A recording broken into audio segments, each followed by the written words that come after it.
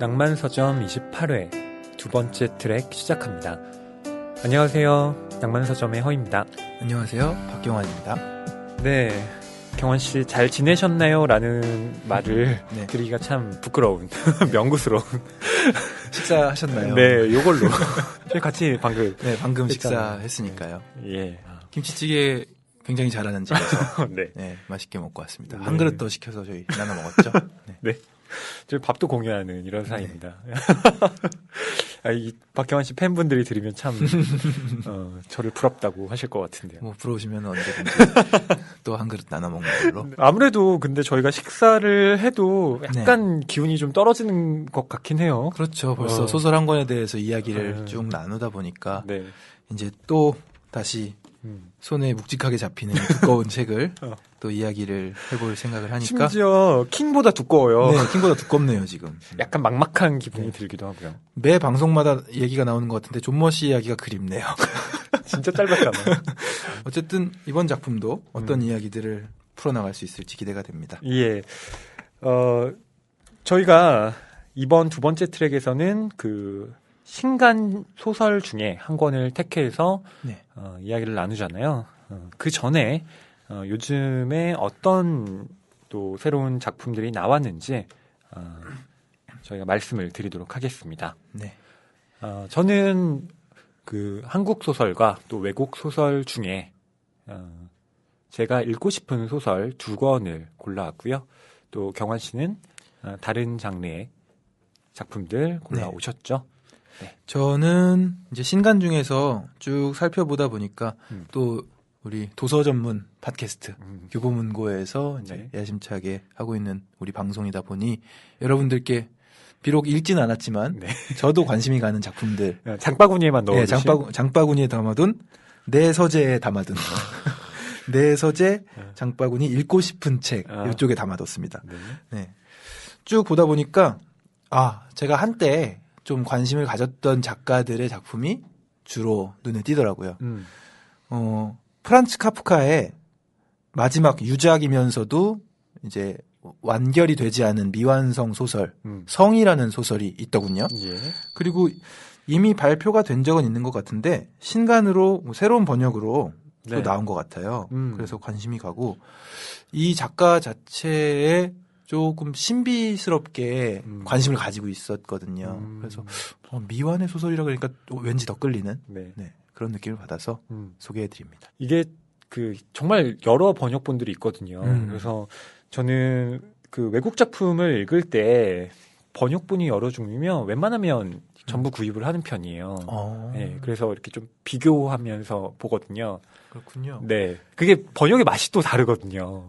이건 마치 기타리스트가 팬더와 깁슨과 여러 종류로 다 수집하는 거랑 비슷한. 그러니까 제가 일가견이 있으시군요. 드렸지만 집에 책을 둘 공간이 좀 사라지고 있다고. 번역본들을 비교하면서 보다 보면은 어떤 다른 점과 좋은 점이 있나요?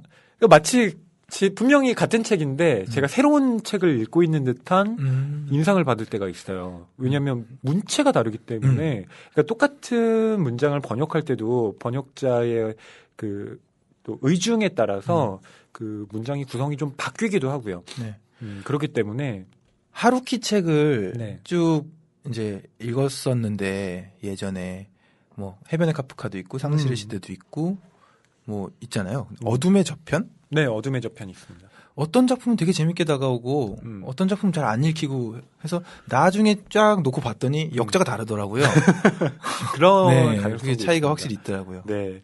그리고 또 다른 책 어떤 거 준비하셨나요? 네, 또 다른 책은요. 화가 이중섭을 다들 아실 텐데 황소의 혼을 사로잡은 이중섭이라는 책이 나왔습니다. 그래서 제가 워낙 이중섭이라는 작가에게 관심을 가지고 있어서 제가 제주도에 살 동안도 이중섭 거리, 이중섭 박물관 자주 갔었거든요. 제주도에. 그리고 그 제가 학창 시절에 갔을 때는 서귀포의 환상이라는 그림도 걸려 있었고요. 그래서 제 노래 중에 서귀포의 환상이라는 곡도 있거든요. 이중섭 그 화백을 왜 좋아하시나요? 일단 그 기구한 운명과 그리고 이 화풍에서 느껴지는 힘들이 저에게 큰 예술적 영감도 안겨주는 것 같아요. 오늘 저희가 또 다룰 이 소설이 미술과도 연관이 있는데요. 그런 면에서 읽어보고 싶은 네. 예, 책이네요. 저는 두 권의 소설 준비해 왔습니다.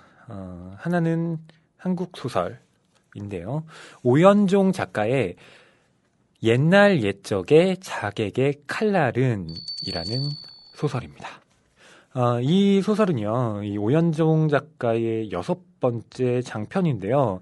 이 제목에서 알 수 있듯이 어떤 자객에 대한 이야기입니다. 그런데 그 자객이 그 한 나라의 재상을 암살하려고 하다가 실패를 해요. 자객은 그 실패를 하고 나서 어떤 선택을 하냐면 칼로 자기의 얼굴 가죽을 벗겨서 씹어서 먹습니다. 왜냐하면 그래야 자신이 누군지가 밝혀지지 않게 되고 가족들이 화를 면하게 되니까. 무시무시하네요. 예, 그런 어떤 그 사건으로부터 시작되는데, 뭐 복수를 둘러싼 이야기들이라고 보시면 될 텐데요. 그 자객의 그 아들과 딸과 또 그 재상과 연관된 여러 가지 사건들이 흥미진진하게 펼쳐지는 작품입니다. 네. 그리고 두 번째 제가 들고 온 책은요. 하야시 후미코의 방랑기라는 일본 소설입니다. 네. 이 소설은 1930년대에 출간된 소설이에요. 그런데 이제 한국에는 늦게 번역이 된 거죠. 당대에는 엄청난 인기를 끌었다고 하는데요. 왜 그런가 하면 이것이 그 하야시 후미코가 겪은 거의 자전적인 정말 힘들게 이 지방에서 또 도쿄로 올라온 이 한 여자가 어떻게 그 고된 일을 하면서 글을 써나가는지에 대한 이야기가 펼쳐져 있고요. 또 조선인들의 이야기도 나와요. 당시가 또 강점기 시기잖아요. 예, 그렇죠. 식민지 시기였죠. 그러니까 일본에 살던 조선인들에 대한 공감 같은 것도 여기에 표출이 돼 있고요. 그런 면에서 약한 자들에 대한 유대감을 엿볼 수 있는 책이고요. 이 책의 마지막 부분은 천황에 대한 비판도 담겨 있습니다. 그래서 당대는 이 부분이 삭제되어 있다가 이 해방 후에, 그러니까 전쟁이 끝난 다음에 다시 출간이 될 때는 이 천황을 좀 약간 비판하는 그런 견해들을 추가해서 다시 재출간됐다고 해요. 그런 면에서 본다면 이 작가가 얼마나 당시에 인간의 삶을 옥죄고 있던 것들에 대해서 참 예민하게 감각하고 있던 그런 작가였는가를 알 수 있는 그런 작품입니다. 이렇게 또 경환 씨와 제가 추천드리고요. 신간 중에서 또 네. 선택한 오늘의 소설 이야기를 해보죠. 네. 책이 가득한 그리고 소설을 사랑하는 책방. 이곳은 낭만 서점입니다.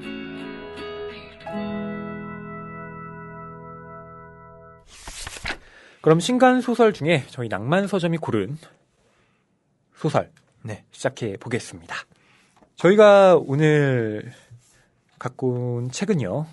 제프 다이어의 베니스의 제프, 바라나시에서 죽다라는 작품입니다. 네. 소설 제목이 깁니다. 그리고 작가 이름이 제프 다이어인데 주인공 이름도 제프예요. 네. 그렇죠.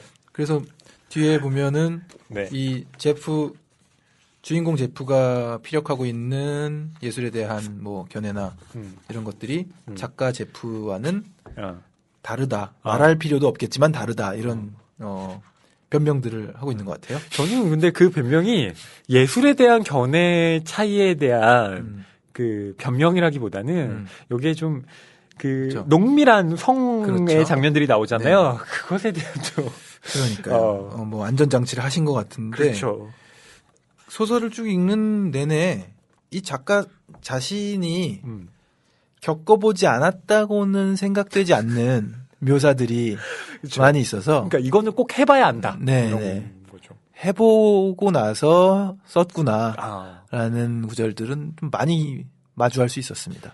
그렇죠. 네네. 특히 그 남녀 사이에 네. 벌어지는 일들. 뭐 마약과 섹스와 뭐 이런 얘기들인데 그런 것들을 뭐 전혀 경험하지 않고 전혀 알지도 못하는 상태에서 이 정도의 표현을 했다는 거는 좀 말이 안 된다고 그러니까요. 생각하거든요. 전 못 쓸 것 같아요. 네.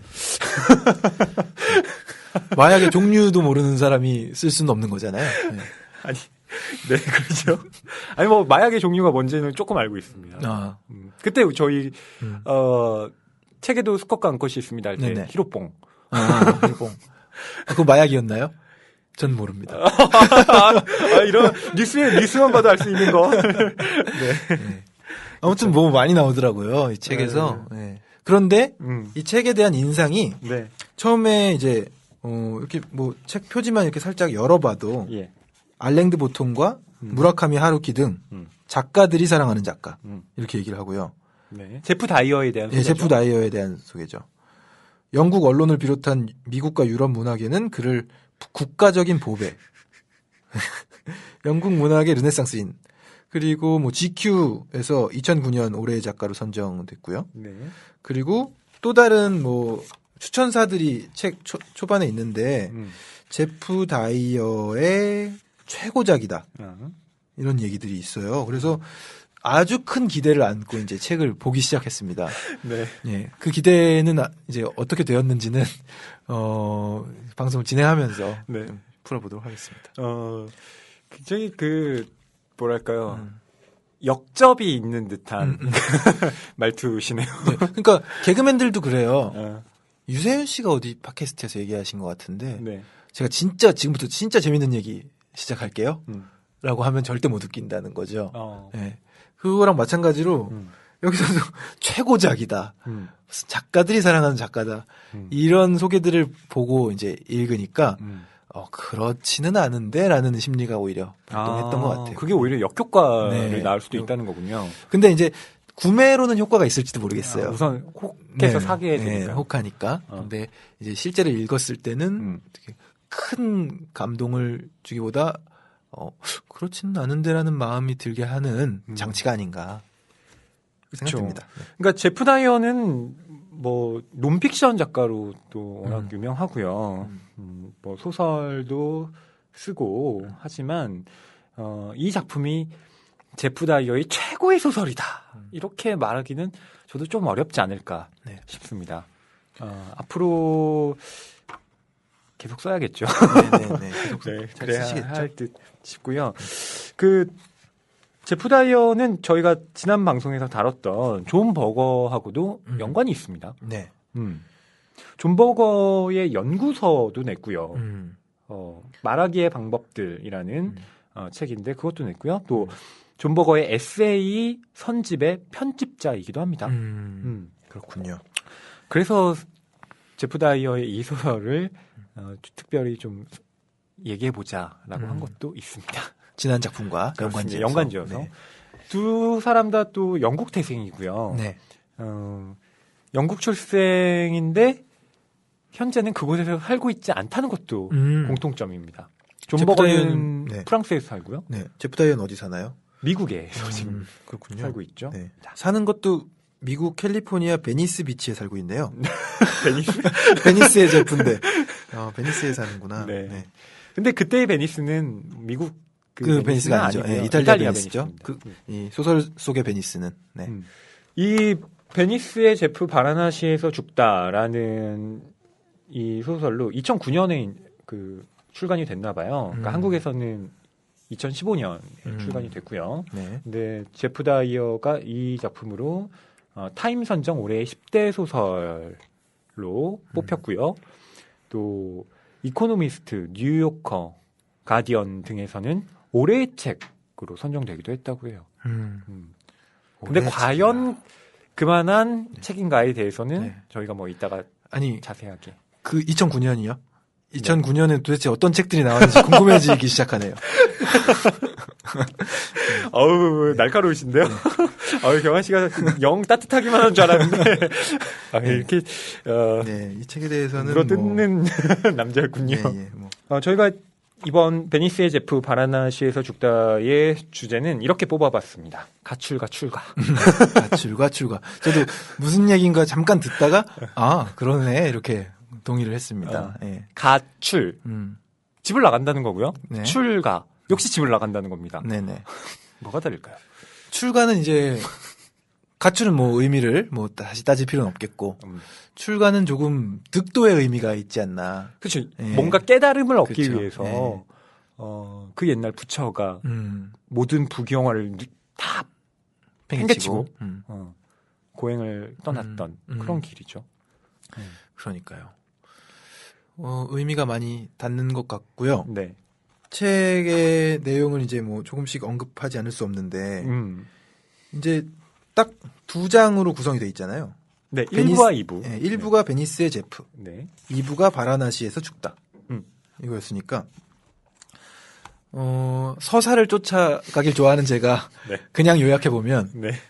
베니스에 간 제프가 예. 로라라는 여인을 만나고 네. 로맨스에도 빠지고 또 함께 계속 밤을 보내기도 하고 네. 하면서 거의 연인처럼 지내다가 이제 베니스에서의 일정이 모두 끝나니까 헤어져야 했잖아요. 예.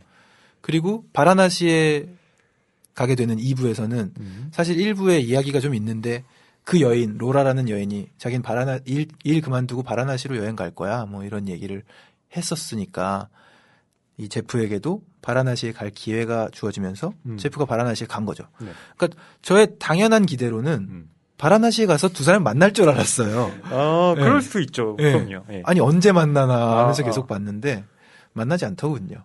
전혀. 예. 예, 전혀 로라는 등장할 기미가 안 보이고 네. 바라나시에서 죽다 이 2부의 내용에서는 예. 이제 전혀 다른 쪽으로 예. 이야기가 진전되면서 예. 아까 말씀하신 대로 득도를 하는 음. 예, 출가의 느낌인 예, 그 내용들이 펼쳐지는 것 같습니다. 경화 씨는 혹시 가출이나 네. 출가 해보고 싶으신 적 없으셨어요? 아, 전 가출을 해봤죠. 네. 언제요? 그게 이제 바야흐로 초등학교 5학년 때 정도였는데요. 오, 상당히 일찍. 일찍인가요? 네. 왜 결심하셨나요? 이제 단순한 이유였는데요. 그때 이제 비비탄총이 유행이었어요. 비비탄총을 좀 나도 가지고 놀아야겠는데 네. 허용이 되지 않는 거죠. 아. 저희 집안의 이제 법률상. 그러다 왜요? 보니 위험하다고? 위험하니까 그게 부모님의 눈에 뭐 맞거나 네, 당연한 어떤 제지였는데 납득할 수 없었던 저는 네. 비비탄총을 사야겠고 집도 그런 속박 속에서 벗어나서 어딘가로 잠깐 갔던 거죠. 한나절 정도를. 한나절. 네, 한나절 정도를 어디 네. 갔던 거죠. 네. 그리고 근데 그 마음가짐이 중요한 것 같아요. 난 떠나겠다. 예. 라는 마음가짐. 그러니까 한나절간 나가서 놀고 올 수도 있는 거잖아요. 그렇죠. 그 한나절은 시간상으로는 똑같은데 예. 마음가짐은 완전히 가출이었던 거죠. 예. 그래서 다시 묵묵히 이제 집에 들어와서 밥 먹고 그랬습니다. 처음 나갈 때 마음은 예. 돌아오지 않겠다였는데 그렇죠, 그렇죠. 시간이 지나면서 배고프고 춥고 이러니까 자연스럽게 돌아오지 않을 수는 없었죠. 네. 그렇죠. 아까 경환 씨가 이 베니스의 제프 바라나시에서 죽다 줄거리를 잘 말씀드렸는데요. 뭐 잠깐 보충 설명을 드린다면 이 제프의 직업은 프리랜서 저널리스트예요. 네. 삶을 정말 또 자유롭게 사는 사람이기도 합니다. 심지어 휴대폰도 네. 없고요. 저희와 같은 프리랜서. 기자가 이래도 되나요? 그러니까 이건 말이 안 되는 것 같아요. 어떻게 하겠다는 건지. 그러니까요. 뭐 연락을 어떻게 하겠다는 건지 잘 모르겠네. 그러니까 나중에 소설 후반부에 나오지만 바라나시에서 어떤 영적인 경험과 예. 변화를 예고하는 것인지 이 휴대폰 없는 삶을 살고 있다는 게 그런 어떤 복선처럼 느껴지기도 했습니다. 네. 뭐 간명하게 말씀드린다면 베니스의 제프의 삶과 바라나시에서의 제프의 삶이 일종의 대비를 이루면서 펼쳐지는데 뭐 서사 자체가 굉장히 중요하다고 생각되는 작품은 아닙니다. 네. 중간중간 서사들이 있는데 그게 있을 때 정말 잘 읽혀요. 네.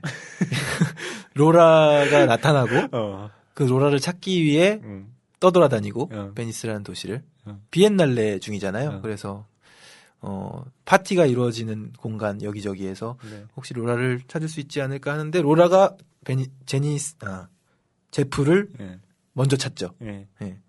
그러니까 그런 연애 이야기들이 알콩달콩하니 네. 좀 재밌고 네. 특히 저희 PD님은 아까 말씀하시는데 그 제프와 로라가 함께 밤을 보내는 그 시간이 유독 기억에 남으셨다고. 네. 그 부분이 그냥 책장이 굉장히 빠르게 넘어가죠. 아, 빠르게 넘어가시던가요? 저는 좀 천천히 상상을 많이 그런가요? 했기 때문에. 그러니까 그 문장들이 더 간결해지기도 하고 네. 그 한참 안 읽고 있어도 뭔지 아니까 한참 안 읽고 있어도 무슨 상황이 펼쳐지고 있는지가 알게 되니까 그건 빨리 넘어가는 것 같은데 오히려 심리 묘사라든지 네. 뭐 상황 뭐 어떤 파티에 갔는데 뭐 어떤 누구를 만났는데 그 사람과 인터뷰 내용에서 이 사람이 한 말의 의미가 그냥 읽어서는 잘 이해가 안 돼서 또 다시 읽게 되기도 하고 그래서 느렸던 것 같아요. 네네. 근데 이제 다시 밤을 보낼 때는 이제 슉슉슉슉 넘어가게 되는 거였죠. 그러게요. 네. 그 장면에 뭐 머무르고 싶거나 그렇진 않던데요, 저는. 아니, 저희가 아직 젊은 남자들이라. 유독. 미혼자시라. 저요? 그게 또 차이가 있을 수 있겠습니다. 아우, 저는 그냥 상상만 해도 죽겠더라고요. 네.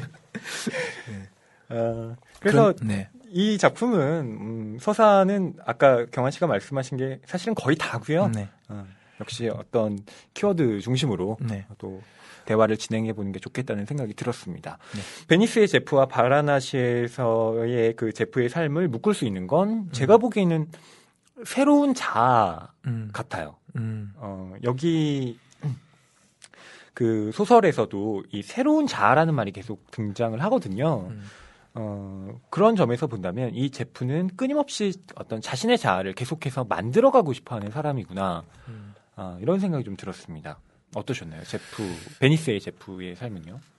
그러니까 이 제프라는 사람이 첫 장면부터 이 짓을 더는 못하겠다는 메일을 보낼 것인가 말 것인가를 고민하면서 시작하잖아요. 그렇죠. 그러니까 글쓰기, 네. 기자의 삶이죠. 네, 기자의 삶을 관두겠다는 사표를 일종의 사표를 던질까 말까 하는 고민에서 시작되는데 이 제프의 삶이 아주 따분해하는 것으로 일단은 보였고요. 네. 네.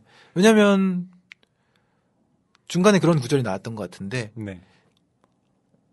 정말 신나서 음악을 하는 그 여행객들을 만나요. 그래서 그 여행객들은 음악 얘기가 아니면은 흥미도 없고 네. 음악 얘기를 할 때는 눈이 반짝반짝 빛나고 그런데 자기를 반추해 보는 거죠. 이 제프가 내가 과연 글 쓰는 거에 그렇게 관심을 가졌던가. 비엔날레에서도 뭐 예술 작품이라든지 전시들에는 별 관심이 없고 네. 밤에 열릴 파티나 술자리, 마약 등등에 관심이 있던 자신의 모습 네. 생각하면서 그러니까 이미 그런 매너리즘에 많이 빠져 있는 문학의 인사였던 거죠. 그러니까 저희가 이 소설의 큰 주제는 가출과 출가라고 잡기로 했잖아요. 네. 그러니까 이 베니스의 제프도 사실은 가출이었던 거죠. 원래 집은 런던이었으니까 그곳에서 정말 뭐 글쓰기를 비롯해서 여러 가지 삶에 좀 염증을 느끼고 있었고 거기에서 탈출하는 방식으로 베니스에 갔던 거잖아요. 물론 출장의 형식이었지만요. 그렇죠. 그러면서 그래 베니스에 가면 뭔가 조금 달라지는 게 있을지도 가출장. 몰라. 네. 이런 식으로 도피였던 거죠. 그리고 그 도피 기분을 내기 위해서였는지 몰라도 염색을 하고 떠납니다. 네. 염색이 굉장히 비쌌고 염색을 하려고 왔다는 말도 굉장히 쭈뼛거리면서 했는데 그 비싼 염색의 비용이 전혀 아깝지 않을 정도로 염색이 잘 된 거죠. 염색이 잘 된 결과로 로라라는 여인을 만나서 네, 로맨스를 펼칠 수 있게 되기도 했고요. 그러니까 제프가 40대 중반의 남성이란 말이죠. 네. 근데 머리카락이 잿빛이라고 나와요. 그러니까 좀 이렇게 나이 들어 보이는 그런 외모였던 거죠. 그런데 미용실에 가서 저는 무슨 색으로 염색을 할까 사실 궁금했는데 검은색이더라고요. 그냥 검은색이죠. 네. 그랬더니 10년은 더 젊어 보였다. 네, 염색을 한 듯 안 한 듯하게 해달라 했는데 주문에 딱 떨어지게 염색이 된 거죠. 그렇죠. 그러니까 40대 중반이었는데 30대 중반에 그 얼굴을 하게 된 건데 글쎄요. 이왕 염색을 할 거면 좀 더 파격적인 색으로. 글쎄요. 그렇게 파격적인 색으로 갔으면 네. 눈가의 주름이라든지 목의 주름들과 매치가 안 됐을 거예요. 그래서 잘한 선택이 아니었나. 네. 한 듯 안 한 듯. 그런 게 중요한 건가요? 왜냐면은 염색 한 색깔이 딱 펼쳐지게 되면 예. 그 염색을 했구나. 아이고 젊어 보이려고 했구나. 요건데 근데 그냥 한 듯 안 한 듯 하게 하면 아직 젊은 사람이구나. 이렇게 다가갈 수 있으니까. 네. 그런 좋은 작전이었다고. 하군요. 네. 그 염색하는 부분을 제가 좀 읽어드리면 어떨까 싶은데요. 사실은 여기에서 이미 소설에 그 지향하는 바가 드러나 있다고 저는 생각을 했기 때문인데 좀 읽어보겠습니다. 염색은 미국처럼 이전의 잿빛자를 아무도 모르는 곳으로 이민을 가서 새로운 인생을 시작할 때나 할 법한 것이었다. 하지만 그는 태어나고 자란 런던에서 이곳 메릴본 하이 스트리트에서 새로운 자아를 만들고 있었다. 우리는 모르는 사이 나이를 먹어간다. 무릎이 욱신거리기 시작한다. 무릎은 나아지지 않는다. 가끔 더 나빠질 뿐이다. 그리고 다시는 원래 상태로 돌아가지 못한다는 것이 증명된다. 네, 이 부분인데요. 그러니까 염색이라는 건 결국 새로운 인생, 새로운 자아를 만든다라는 것. 그러니까 머리 색깔만 바꿔도 사실 어떤 기분이나 또 어떤 경우에 성격까지 바뀌는 경우도 있더라고요. 그렇죠. 사람에 따라서. 옷을 뭐 입느냐에 따라서도 말투가 다르잖아요. 그렇더라고요. 그런 것처럼. 그러니까 대복을 입느냐, 그냥 좀 이렇게 편한 캐주얼을 입느냐에 따라서 응대 방식이 달라지고요. 저도 기억에 남는 그 헤어컷이 중학교를 입학하면서 짧은 까까머리를 처음으로 했었어요. 그런데 뭐 초등학교 6학년에서 중학교 1학년으로 넘어간다고 해서 뭐 키가 갑자기 크는 것도 아니고 그렇죠. 교복을 맞추긴 맞췄는데 3학년 때 잘할 걸 생각해서 엄청 크게 맞추고 애한테 옷 걸어놓은 것처럼 그런 상태였는데 이제 머리를 중학생처럼 자르니까 그 6학년, 5학년 지내는 동안 보고 자랐던 중학생 형들 아 내가 그 중학생 형이 되어 있구나 느낌이 머리를 잘랐을 때 확 왔어요. 그리고 기분도 많이 나빴어요. 짧은 머리의 제 모습이 마음에 안 들더라고요. 미용실 아주머니 원망스럽기도 하고.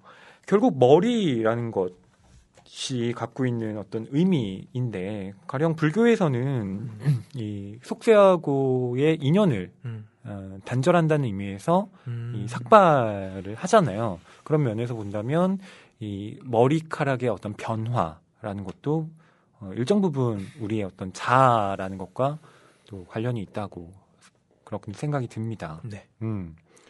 특히 여자분들이 그렇죠. 그 실연당하고 난 다음에 머리를 자른다고 머리를 하던데요. 많이 하죠. 바람이 분다 가사에 나오죠. 머리를 자르고. 그렇죠. 그러니까 그런 식의 어떤 그 이전의 과거의 것들과 단절한다. 싹둑. 뭐 이런 식의 의미가 있나요, 여러분? 이거 방송 들으시는 여성 청취자 여러분은 그러니까 어떤가요? 그런 경험을 해보신 분들은 무조건 공감하실 것 같아요. 왜냐면은 이제 거울 속의 내 모습이 새로운 모습으로 마주하게 되는 거잖아요. 기분이 새로울 수밖에 없죠. 그쵸. 새로운 하루를 살고. 네. 베니스의 그 제프, 그러니까 새로운 자아를 만들고 싶었던 제프는 이 염색을 하고 비엔날레가 열리는 베니스로 떠나게 되는데요.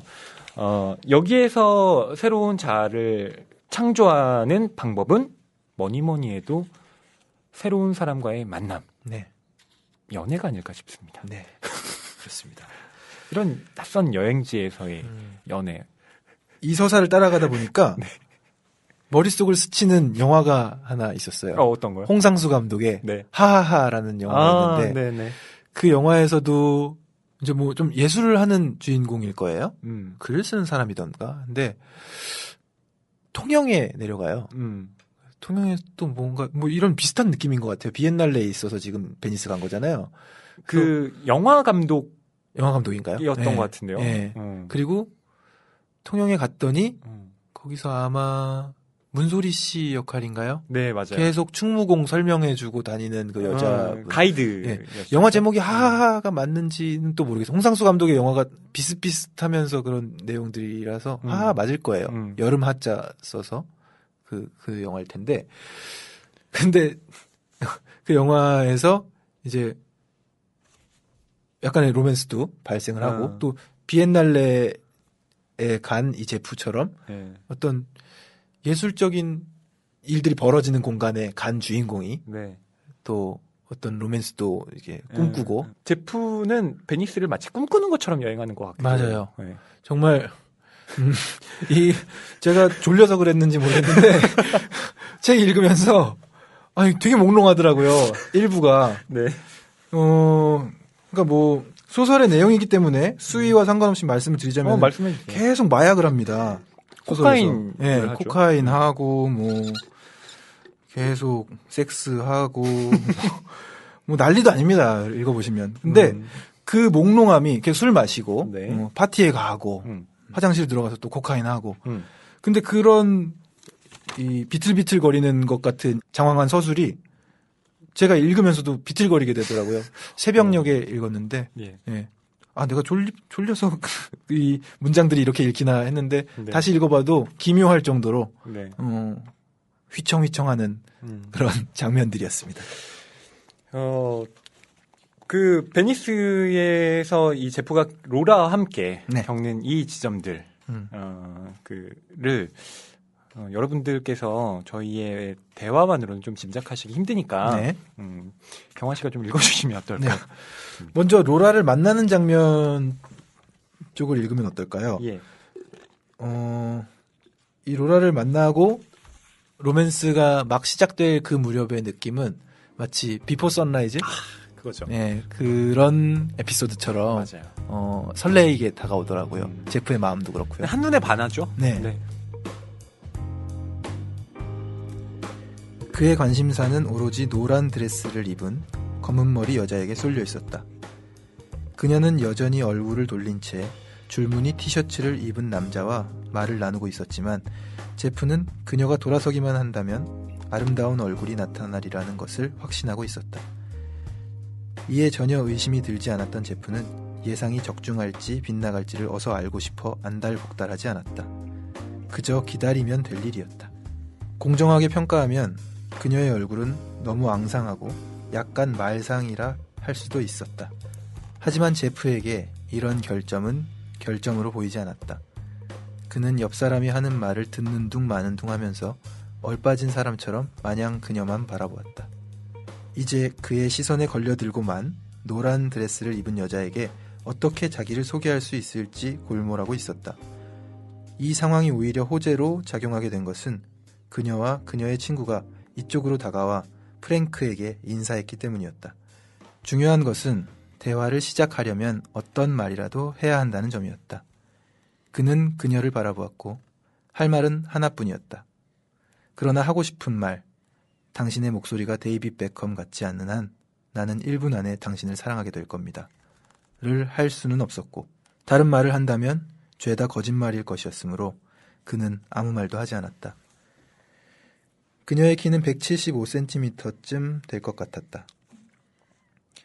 제프보다 10cm 정도 작은 키였다. 노란 드레스의 가느다란 끈 아래로 하얀 브래지어 끈이 보였다. 그녀의 가슴은 작았다. 그의 머릿속에서 목소리 하나가 울렸다. 정상적으로 행동해. 정상적으로 행동하라고. 정상적인 말을 좀 해. 미친 사람처럼 굴지 말고. 그녀가 그를 구원하러 나섰다. 그래서 베니스에 언제 오셨나요? 그는 이렇게 말하는 그녀를 바라보았다. 세상에서 가장 평범한 질문이었고 이 질문은 그를 마법에서 빠져나오게 하지는 못했지만 적어도 정상적인 기능은 되찾아 주었다. 막 도착했죠. 몇 시간 전에 왔습니다. 언제 오셨죠? 어제요. 그녀는 미국인이었다. 어디서 오셨지요? 그가 말했다. 그들은 대화하고 있었다. 그녀가 말하고 그가 맞받아치고 그들의 대화는 이렇게 흘러갔다. 어렵지 않았다. 로스앤젤레스에서요. 그는 내일 그곳으로 이사갈 생각입니다. 라고 말하고 싶었지만 가까스로 비엔날레에는 처음이냐고 물을 수 있었다. 네. 이 로라라는 여자에게 제프는 정말 참을 수 없이 매혹을 느끼고요. 네. 그녀에게 어떻게든 다가가 보려고 하고 또 대화를 나누면서 그 다음에 만남을 이어가려고 하죠. 네. 이 대화에서 남자와 여자가 대화를 나누지만 남자가 속으로 생각하고 있는 내용들이 굉장히 재밌죠. 로스앤젤레스에서 왔다니까 내일 글로 이사 가겠다고 말하고 싶은 걸 꾹 참고 다른 정상적인 질문을 하고. 그렇죠. 예. 참 남자의 욕망이라는 건 뭐 저도 남자지만 어떻게 보면 참 너무 단순해서 짠할 때가 있어요. 이렇게 한눈에 반한다는 게 사실은 치명적일 수 있잖아요. 그럼요. 그 사람이 어떤 사람인 줄도 모르고. 그렇죠. 네. 그 사람이 권총 강도일 수도 있지 않습니까? 네. 근데 이제 외모에 네. 완전히 홀딱 반하고 그렇죠. 몇 마디 대화를 나눠보면서 그냥 거의 사랑을 확정짓는. 네. 그러니까 첫눈에 사랑에 빠진다라고 할 때에 가지는 위험성이 그 사람의 어떤 그 내면을 보고 좋아하는 게 아니잖아요. 네. 단순히 정말 지금 내 눈앞에 있는 어떤 그 외모를 보고 그게 지금 나를 유혹하느냐 하지 않느냐가 결정적인 것이고요. 네. 그렇게 본다면 이때의 열정이라는 건 좀 어떻게 보면 약간 가볍다 뭐 이런 생각이 들 수도 네. 있을 것 같아요. 그런데 이게 제프 나이 정도 되면 45세인가요? 뭐 그렇죠. 40대 중반. 네, 40대 중반인데 연륜이 쌓이죠. 네, 연륜이 쌓였기 때문에 이 어떤 여성을 보고 네. 외모만 보고도 예. 뉘앙스는 알아차릴 수 있는 정도의 연륜은 안 됐을까 싶은 생각은 들어요. 지금 문득 드는데 네. 왜냐면은 제가 예. 어렸을 때, 더 어렸을 때, 네. 뭐 20대 초반, 중반 이럴 때는 정말 외모를 잘 캐치했어요. 그게 무슨 말씀이시죠? 그러니까 예쁜 여자를 잘 찾아보고요. 아, 네. 그렇군요. 네. 그냥 아주 많은 여성이 있어도 저 여자는 예쁘다가 그냥 한 번에 되는. 그게 그러니까 보편적인 기준이었죠. 그렇죠. 근데 모든 남자는 그 능력을 가지고 있을 거라고 생각하는데 지금도 물론 됩니다. 지금도 물론 되는데요. 그 능력은 가지고 있으나 네. 그런 화려함, 옷 입은 것이라든지 뭐 화장을 어떻게 한 거라든지 옛날엔 그런 거 몰랐거든요. 화장을 한 건지 안 한 건지 어쨌든 예쁘다 이건데 지금은 그런 뉘앙스가 주는 그 여성의 아우라라고 해야 될까요? 저는 이 단어를 써도 되나 안 되나 생각은 하게 되는데 쓰고 싶네요. 건전함? 건전함. 네. 건전한 아름다움. 근데 건강한 아름다움? 네, 건강한 게 더 낫겠네요. 근데 건전하다고 해야 좀 더 재밌을 것 같아서. 건전가요 생각나고. 어쨌든, 네, 그런 것들이 보이는 것 같아요. 그러니까, 이게 꾸며서 아름다운지, 그냥 원래 가지고 있는 거에 살짝 터치해준 건지의 느낌. 그때 건강함이라는 거군요. 예. 그러니까 굉장히 인위적으로 억지로 꾸며낸. 네, 어떻게 보면 순수함과도 맞닿아 있는 개념이고 예전에는 그런 것들을 보는 능력이 떨어졌다면 지금 그 능력치가 올라간 것 같아요. 경험이 쌓이셔서. 네, 경험이 쌓여서 그런지 어떤 생각들을 하고 있기 때문에 패션 오늘의 룩이 저렇게 나왔고 어떤 의도가 저기에 들어있구나 이런 것들이 네. 그러니까 20대가 아니라서 그런가 봐요. 20대가 아닌데 20대들을 자주 만나니까 나도 욕망했던 것 예를 들어 그런 것들이 지금 보이는 거죠. 그냥 좀 쉽게 보이는 거죠. 그렇군요. 이 제프의 경우에는 그러니까 로라에게 이렇게 반하게 되고요. 그녀와 어떻게든 만나게 하려고 막 어디에서 묵느냐 이런 거 물어보고 전화번호 좀 알려줘라 이렇게 하는데 로라는 달라붙습니다 한마디로 제프가 조금 이렇게 밀어내요. 네. 번호도 주지 않고요. 다만 우리가 뭐 여기 베니스 좁으니까 뭐 어떻게 다시 만날 수 있지 않겠느냐. 뭐 제프는 지금 취재를 하러 왔고 자기는 갤러리에서 일하고 있으니까 우리 뭐 여기 활동 범위도 지금 겹치고 그러면 다시 이야기하자. 네.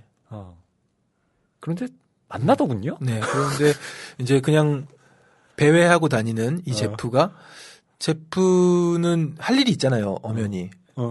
인터뷰도 해야 되고 비엔날레에서 뭔가를 해야 되고 뭐 예술 작품들 감상도 해야 되고 하는 일들이 있는데 그거 다 제쳐두고 그냥 이제 로라를 찾는 일이 제일 중요한 것처럼 스케줄을 이제 그렇게 꾸려 나가죠.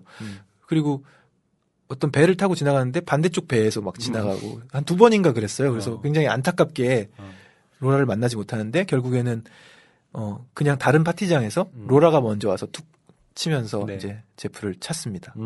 이렇게 본다면 이렇게 생각보다 싱겁게 이들이 좀 만나고 네. 또 로라도 제프에게 어느 정도 호감을 갖고 있는 것 같아요. 네. 그래서 생각보다 쉽게 마음을 엽니다. 그래서 이들이 함께하는 밤이 제가 예상했던 것보다 더 빨리 진행이 돼요. 순식간에 나오더라고요. 예. 그 부분이 흥미로웠습니다. 네. 예.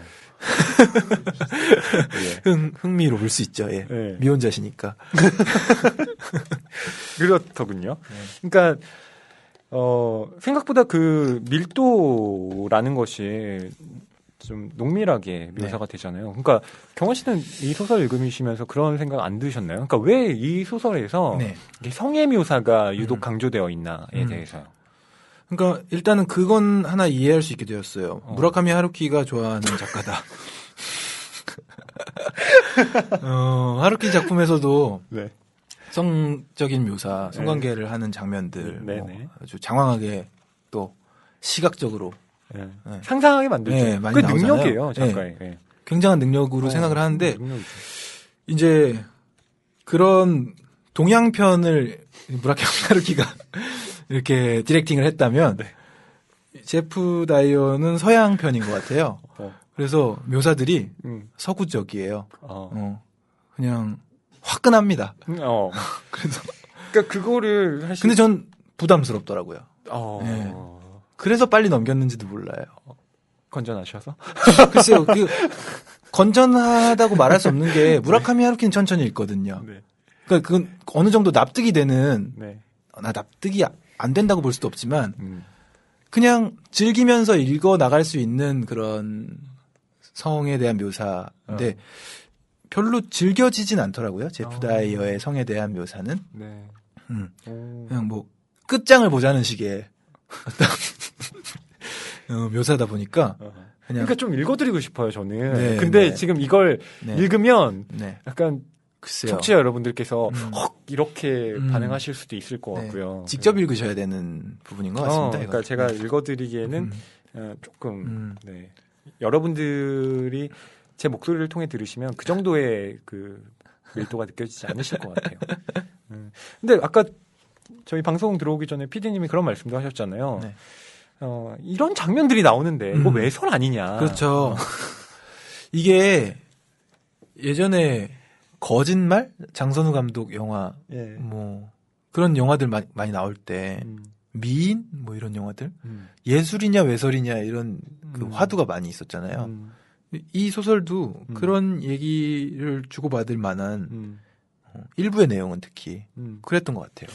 그러니까 근데 저는 약간 이렇게 얘기하면 제가 너무 뭐 이렇게 물란한? 어떻게 비칠지 잘 모르겠는데 네. 좀 별로 세다고 생각하진 않았거든요. 아 그래요? 이 정도로? 그러니까 뭐 좋긴 했는데 좋았다. 아무튼 이렇게 시흥미롭게 읽었는데 이게 외설로까지 비춰지지는 않았어요. 워낙 그동안 강력한 걸 많이 그런가요? 보고 들어와서 그런지. 그렇죠. 맞아. 다른 작품에도 가령 뭐 많이 소돔 있죠. 고모라 뭐 이런 120일 이런 영화 보면 정말 뭐 이렇게 보기에도 좀 이렇게 엽기적인 장면들이 많고요. 예. 뭐 다른 소설들에서도 그런 것들이 또 심심찮게 맞아요. 보이는데 저는 이 정도는 역시 비평을 하시다 보니 또 끝까지 간 작품들을 많이 만나셨던 것 같다는 생각이 드는데 저도 이게 외설적으로 세다는 느낌은 사실 그냥 그랬어요. 예, 그냥 이럴 수 있지. 이런 장면이 필요하다면 넣을 수 있지. 이 정도의 생각도 저도 있었는데 제프가 그냥 지금 뭐 별다른 생각 없이 쾌락을 쫓고 있는 상황이잖아요. 베니스에서의 하루하루는. 근데 이게 과연 이런 외설에 가까운 외설 아니야? 라는 질문을 할 수도 있는 이런 장면들이 필요에 의해서 들어갔을 텐데 이 소설에는 이런 게 왜 필요했을까요? 그러니까 사실 외설과 뭐 예술을 가른다는 건 너무 해묵은 논란이기도 하고요. 한데 저는 사실은 좀 간단하게 정리할 수도 있다고 생각해요. 네. 어떤 거냐면 정말 포르노를 예로 들면 될 텐데 포르노는 시작부터 끝까지 그냥 처음부터 남녀가 뒤엉키는 장면이 나와서 그냥 끝으로 치닫죠. 그리고 끝이에요. 그러니까 오직 그 어떤 성적인 그 쾌락을 불러일으키기 위해서 제작된 거죠. 그건 누가 봐도 외설이에요. 그러니까 그걸 보고 예술이라고 하진 않죠. 그런데 어떤 작품의 경우에 설령 뭐 누드나 뭐 이런 것이 있다고 해도 그리고 뭐 성의 장면이 있다고 해도 맥락이라는 게 존재한단 말이죠. 이 남녀가 왜 이러한 상황에 처하게 됐는지, 그리고 이들이 그것을 통해서 무엇을 나누고 또 그 이후에 어떻게 되어 가는지. 그러니까 전체적으로 그 작품에서 담아내고 싶은 것에 이것이 하나의 그 요소로서 함께 이렇게 공명하면서 작동하고 있단 말이죠. 그러니까 외설과 예술의 어떤 그 기준이라는 것은 무엇을 위해 그것이 존재하고 있는가라고 저는 생각하는 쪽이에요. 그렇군요. 네. 그런 면에서 본다면 저는 결국 2부가 있기 때문에 앞에 나오는 이 성의 장면들이 그 어떤 당위성을 가진다고 봅니다. 그렇죠. 네. 네. 이렇게 그 베니스에서 사는 제프는 뭐 로라도 만나고 하면서 정말 만족스러운 삶을 스스로 산다고 느낍니다. 네. 그런데 한편으로는 왜 이렇게 내가 행복한 삶을 사는 것 같은데도 허망하지? 이런 그 진술들도 하고요.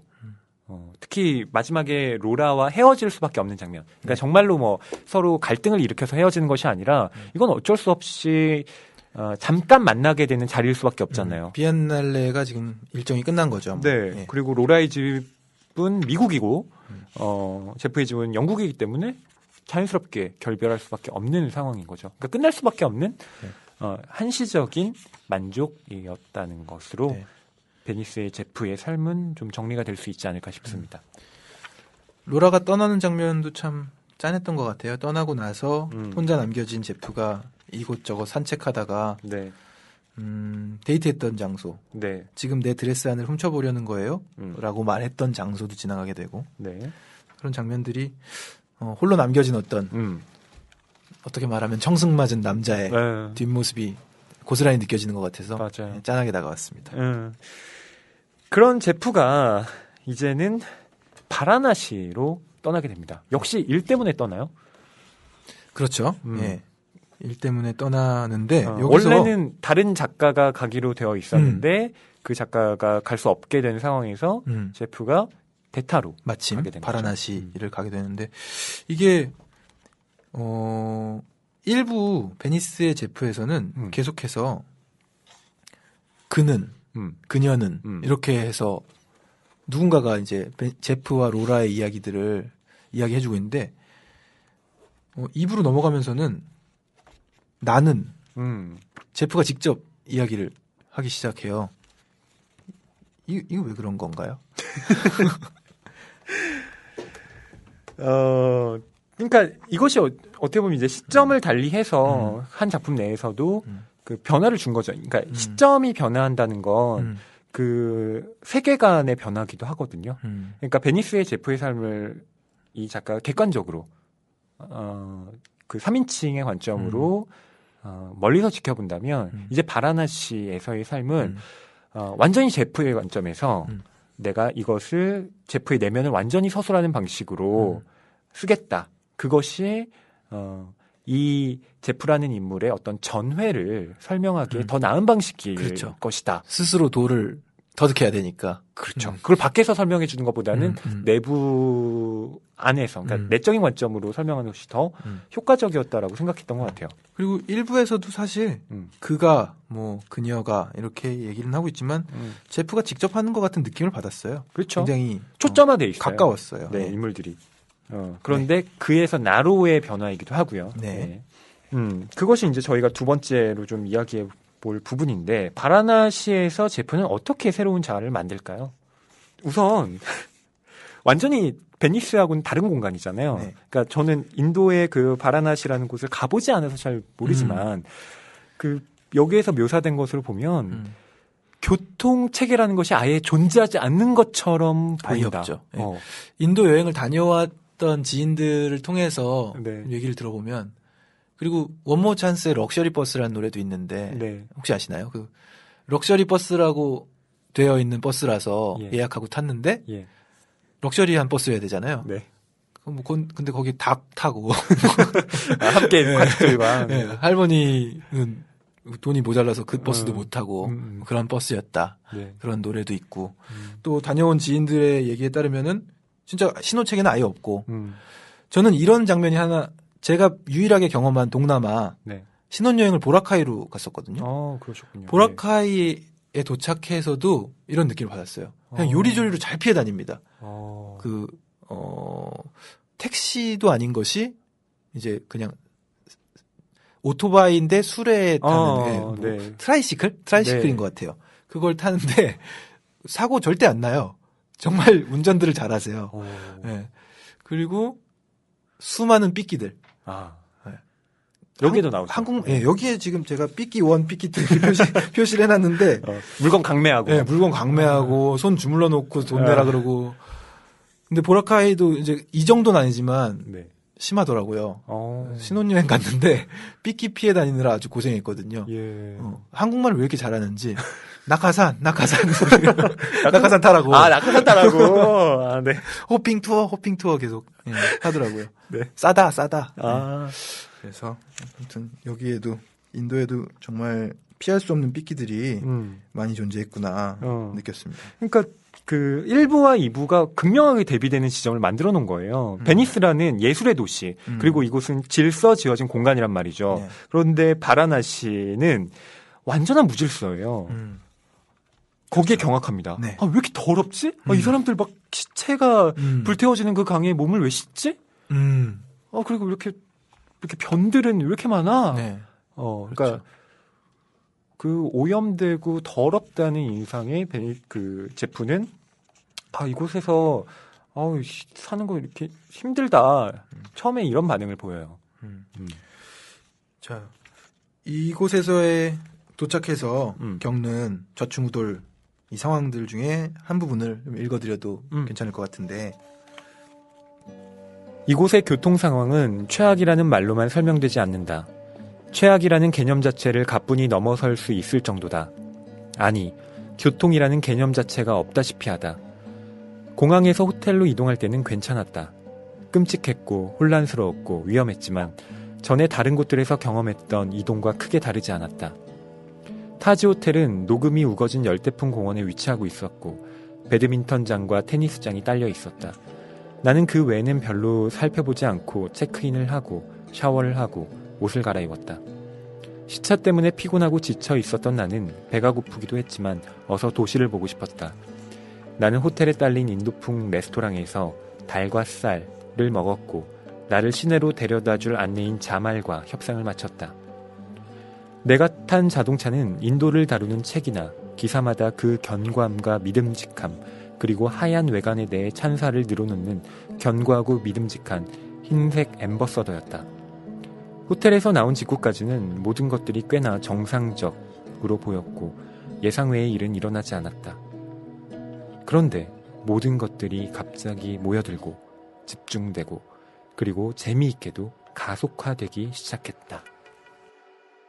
이런 부분들을 보면 이제 인도에서 이 제프가 일종의 문화적인 충격을 받는 거죠.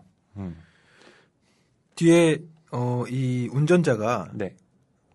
이런 행동을 했다는 얘기도 나와요. 그는 경적을 반복적으로 울리기보다는 아예 계속 누르고 있었다. 다른 운전자들도 죄다 마찬가지였다. 이번에는 그 이유를 이해할 수 있었다. 1초가 지나기도 전에 다시 누를 것이 뻔한데 경적에서 손을 떼야 할 이유가 뭐겠는가. 계속 누르고 있다는 거죠. 계속 누르면서 그냥 운전하는 거죠. 네. 그러니까 이 바라나시에 대해서 저는 그러니까 인도를 영상으로밖에 접해본 적이 없기 때문에 뭐 가령 시티 오브 조이라는 영화를 보면 이제 이 인도에서의 어떤 얘기들이 나오는데 그렇구나. 정말 복잡하고 굉장히 혼란스럽구나. 뭐 이런 생각은 들었는데요. 그 다녀온 지인의 이야기를 따르면 물론 가자마자는 완전히 충격인데 그게 너무 당연해서 그곳에서 그게 혼란스럽게 느껴지지 않는다고 하더라고요. 그러니까 제프가 말하자면 새로운 자아를 만든다고 할 때요. 그러니까 이런 식의 어떤 그 뭐 힌두교 사원도 구경하기도 하고요. 그리고 그 수없이 많은 사람들이 구걸하는 장면을 보면서 아, 어떻게 이런 곳에서 살까를 탄식하기도 하고요. 그러면서 그 서구 중심적인 그 자신의 사고 방식으로 이곳이 재단되지 않는 것을 보고 자신이 깨어 나가는 그런 경험을 하게 되는 거잖아요. 이런 것들 그러니까 이 인도가 가진 어떤 특별함이 지금 제프를 바꿔놓는다고 볼 수도 있겠죠. 그러니까 우리가 수많은 원칙들이랑 규칙 속에서 제약을 스스로 하면서 혹은 당하면서 살고 있는데 네. 언제부터 그런 제약이 있었냐는 식의 네. 인도 사회가 그런 그렇죠. 환기를 시켜주는 거니까요. 그리고 더 놀라웠던 건 이 제프가 호텔에 머무는 동안 여러 사람들을 만나게 되잖아요. 네. 예. 데런이라는 남자도 만나고요. 또 랄린이라는 여자도 만납니다. 데럴과 랄린. 예. 예. 근데 이 랄린이라는 여자는 자신이 이 로라만큼은 아니지만 어쨌든 매혹을 느낄 만한 여성이었다는 거예요. 네. 그런데 제프는 그 여성에 대해서 어떠한 접근도 하지 않습니다. 네. 오히려 걔네 둘이 사귀죠. 네. 그러니까 거기에 대해서 너무나 초연하게 있어요. 네.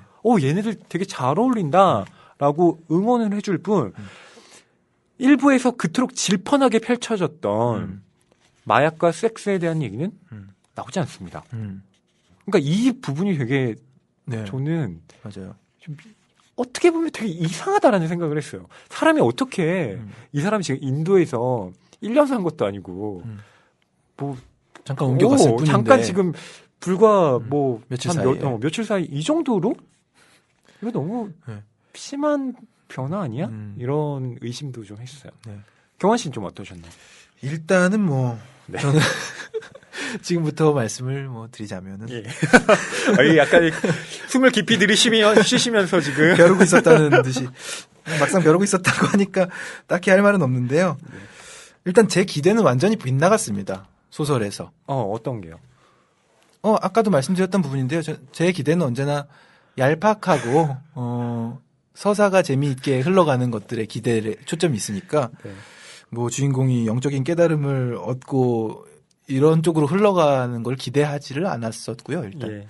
바라나시에서 혹시 로라를 다시 만나진 않을까 뭐 이런 이야기들 저도 사실 그 네, 생각했어요. 생각했던 건데 전혀 다른 이야기들이 시작되고 나중엔 성욕도 일투만요. 네. 다 포기합니다. 네. 욕망이 사라져요. 네. 성욕이 침대에 누워서 섹스를 생각했는데도 이런 생각으로도 발기가 되지 않았다. 뭐 등등등 여러 이야기가 나오면서 결국은 아까도 말씀하셨던 시체를 태우는 강인데 네. 그 강에 몸을 담그잖아요. 마지막에. 그리고 그 몸을 담그는 장면에서 이 사람은 분명히 지금 외관상으로 영국 사람인데 네. 그 관광객들은 기이하게 쳐다보고 네. 이 주인공은 그 눈길에 대해서 오히려 더 초연한 자세로 바라봐주는 그런 게 이제 소설의 결말을 거의 맺고 있는 건데. 예. 예. 그래서 어쨌든 베니스의 제프가 바라나시에 가서 이제 육적인 쾌락지향적인 이 모든 욕망으로부터는 죽었다. 네. 뭐 이런 그러니까 이때 이야기 아니겠습니까? 바라나시에서의 죽다라는 건 생물학적으로 죽는다는 의미가 그렇죠. 아니에요. 네, 그렇죠? 나이가 아니고 네. 예. 그러니까 생을 마감한다는 게 아니고 늙은 자아가 죽었다. 이전의 자아가 사라졌다라는 의미로 쓰이고 있는 거죠. 그렇죠. 그래서 그런 의미로서 이 소설은 참 깊은 의미를 담고 있구나라는 것은 공감할 수 있겠으나 소설을 재미있게 읽었다고는 결코 말할 수 없을 것 같습니다. 왜냐하면 그런 깨달음을 얻는 과정인 것 같아요. 예. 바라나시에서의 굉장히 많은 일상들이 소개가 되는데 소개되는 일상 중에서도 저한테 재밌는 건 그냥 그 삐끼들과의 아웅다웅하는 네. 예. 그런 내용들이 오히려 재미있게 다가오고 나름대로 뭔가를 깨닫는 장면인 것 같은데 공감되지 않아서 그냥 넘어갔던 장면들도 전 사실 많고요. 예. 그래서 그리고 처음에도 말씀드렸다시피 2009년 GQ 올해의 작가로 선정되고 타임 선정 올해 10대 소설이라고 하는데 이런 마약과 섹스와 어쨌든 끝을 달려보는 그런 쾌락주의자의 이야기를 이런 식으로 풀었는데 어쨌든 10대 소설에도 이렇게 선정하고 하면 네. 청소년들도 공부할 겸 읽어야 되고 뭐 이렇게 생각이 연장될 수 있잖아요. 네. 아, 좋은 소설이라니까 읽어봐야지. 근데 교육적이지 않다는 말씀. 전혀 그렇지. 너무 아무런 교육적인 걸 떠나서 뭐랄까요? 어떤 감흥을 덕이 없달까? 덕이 없다. 네, 덕이 안 된다. 무덕하다. 그런 얘기. 그러니까 저는 경환 씨가 말씀하신 그 문학이 꼭 교훈적일 필요는 없다고 생각해요. 그렇죠. 저도 교훈적인 거에서 떠나서 그걸 떠나서 이제는 이게 10대 소설에 선정이 됐다니까. 문학을 공부하고자 하는 학생들도 많이 읽을 것이고 할 텐데 오히려 악영향을 끼칠 수 있다. 교육을 떠나서 이건 굉장히 순화시키시려고 노력을 하는데, 그러니까 저는 바로 이 지점에서, 그러니까 제가 가진 이 소설에 대한 불만들이 있어요. 바라나시의 제프가 얻는 깨달음이라는 것이 너무 얄팍하다 이런 생각이 드는 거예요. 오히려 2부의 내용에서 좀 차라리 저는 1부 베니스의 제프까지는 굉장히 재미있게 읽었어요. 그런데 두 번째, 그러니까 바라나시로 옮겨간 이 제프가 얻는 영적인 체험들은 제프 다이어의 독자들께는 조금 뭐 신뢰가 되는 말씀일 수도 있겠으나 저는 여기에 그 서구인들의 오리엔탈리즘이 전형적으로 반영되어 있다고 생각해요. 그러네요, 정말. 우리는 이미 동양에서 살고 있는 사람들인데 막연한 어떤 서구인들의 오리엔탈리즘에 대한 동경이. 그러니까 이런 거죠. 그러니까 오리엔탈리즘은 원래 그 에드워드 사이드라는 사람이 이 동양에 대해서 서구인들이 어떻게 왜곡을 하고 또 편견을 갖고 있는가를 이제 제기한 저서에서 나온 개념인데 오리엔탈리즘이라는 개념 자체가 존재하는 거군요. 그렇죠. 책이 있습니다. 예, 거기서 이제 그 나온 개념인데 그때 서양 사람들이 이제 동양을 상상할 때 두 가지 방식의 그 형상들이 존재했다는 거예요. 하나는 이 동양은 굉장히 비논리적이고 무질서하다. 그리고 알 수 없다. 이런 식의 그 야만의 형태로 하나의 그 이미지를 형성하고요. 또 그 반대편에는 신비롭다. 이곳은 깨달음의 공간이야. 라는 그 이미지가 또 존재하는 거죠. 그런데 굉장히 다른 것 같지만 실제로 그 양편의 이미지들은 사실은 같은 프레임으로 보고 있는 왜곡된 이미지에 불과하다는 것을 이 오리엔탈리즘이라는 저서에서 에드워드 사이드가 말하고 있거든요. 그러니까 저는 이 제프 다이어의 이 소설을 보고 이 서구의 수많은 지식인들이 막 상찬을 했잖아요. 이거 정말 뛰어나다. 이런 영적인 체험들을 봐라. 저는 그게 바로 서양의 지금 현재의 지식인들이 갖고 있는 한계가 아닐까? 그러네요. 조심스럽게 그렇게 좀 말씀드려 볼 수 있을 듯합니다. 또 우리라서 그게 보이는 거네요. 어떻게 보면. 그러니까 가령 인도의 바라나시를 그런 영적인 깨달음의 공간으로만 한정 짓는 순간 내포하게 되는 위험은 과연 인도의 실상이란 무엇인가라는 거예요. 그러니까 인도가 과연 그렇게 깨닫고 영적인 공간으로만 존재한다면 그 안에 수많은 내부적인 모순들이 분명히 존재할 텐데 마치 그 안에서 살아가고 있는 사람들이 엄연히 굉장히 힘들게 살아가고 있음에도 불구하고 그것을 니네들은 정말 좋은 곳에서 살고 있구나 이렇게 자기는 호텔에 머물면서 그곳에서는 한 발 떨어진 다음에 보고 있는 거죠. 이 얘기를 하다 보니까 떠오르는 노래가 한 곡 있네요. 어떤 건가요? 유하라는 뮤지션인데 저랑도 좀 친한 뮤지션입니다. 때가 됐을 뿐이라는 곡이 있거든요. 근데 이제 노래 가사가 이래요. 나무의 열매 어째서 떨어지나요? 땅 중심의 힘이 당겨서 그런 거란다. 와 정말인가요? 난 좀 다른 생각하고 있어요. 그건 그저 때가 됐을 뿐. 이런 가사거든요. 근데 이제 친해서 만나서 뭐 밥 먹으면서 얘기를 하다 보니까 이 노래 자체가 그 서양적인 깨달음, 서양적인 것은 논리적이고 땅 중심의 힘이 당겨서 나무의 열매가 떨어진다고 설명을 하는데 동양에서는 그렇지 않다는 거죠. 때가 됐을 뿐이다. 떨어질 때가 돼서 떨어진다는 그런 어떤 책의 구절을 읽고 그게 더 깊은 대답으로 다가와서 이런 곡을 썼다고 하더라고요. 네. 네. 유하의 때가 됐을 분을 추천드립니다. 저는 뭐 마지막으로 드리고 싶은 말씀은 뭐 이런 건데요. 그러니까 우리한테 중요한 건 깨달을 수 있는 공간에 가서 깨닫는 게 아니라 어떻게 본다면 가장 욕망이 들끓고 있는 지금 이곳에서 어떻게 새로운 깨달음을 얻을 것인가. 그런 물음들이 더 절실한 게 아닌가. 네, 이런 말씀을 조금 드리고 싶고요. 네. 그런 면에서 본다면 베니스의 제프 바라나시에서 죽다는 베니스의 제프까지만 좀 마음에 들었다. 이렇게 저는 정리할 수 있을 듯합니다. 저는 글쎄 솔직하게 정리해도 되는 건지 솔직하게 이미 많이 말했지만 네.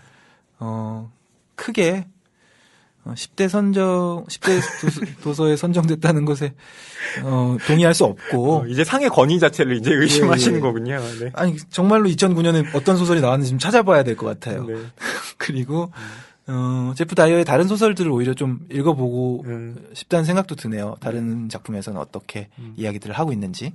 저희가 오늘 베니스의 제프 바라나시에서 죽다를 가지고 이야기를 해봤는데요. 저희 낭만서점이 이제 마냥 책을 칭찬만 하지는 않는 방송. 저 때문에 그렇게 된 건가요? 됐어요. 아니요, 그런 건 아니에요. 그런 건 아니죠. 네. 그러니까 어쨌든 무조건 이 책이 나쁘다, 네. 좋다가 아니라 칭찬보다는 약간의 비판이 더 많았던 그런 시간이었습니다. 네. 좀 마음에 앙금이 있었나 봐요. 네. 죄송해요. 제가 괜히. 아니 괜찮습니다. 네. 네. 오늘 방송은 또 어떠셨나요? 네, 오늘도 너무 즐거운 방송이었고요. 네. 이렇게도 이야기를 해도 되나 싶은 생각을 하면서 쭉 읽었어요. 사실 2주간 책이 선정된 책들, 제가 익숙한 작가들도 아니어서 네. 읽으면서 과연 지난 존 머시 이야기를 방송을 하고 나서 열린 책들에서 연락도 오고 참 그 책에 대해서 이 좋은 어떤 관계를 맺는 것 같은 기분이 들어서 과연 이 출판사들과는 어떤 관계를 근데 어쨌든 제 개인적인 이 소견으로 뭐 작품이 좋다 나쁘다의 의미보다는 저는 재미가 있었다 없었다의 관점에서 조금 재미가 덜했다에 더 초점이 있고요. 네. 그렇지만 또 와닿았던 부분들을 나눌 수 있는 시간이라서 좋았습니다. 네. 네, 여러분께서도 한번 이 베니스의 제프 바라나시에서 죽다 읽어보시고 그 독후감들 또 남겨주시면 저희가 함께 더 이야기를 해보도록 하겠습니다. 네. 그럼 저희는 다음 시간에 29회 방송으로 돌아오겠습니다. 네, 감사합니다.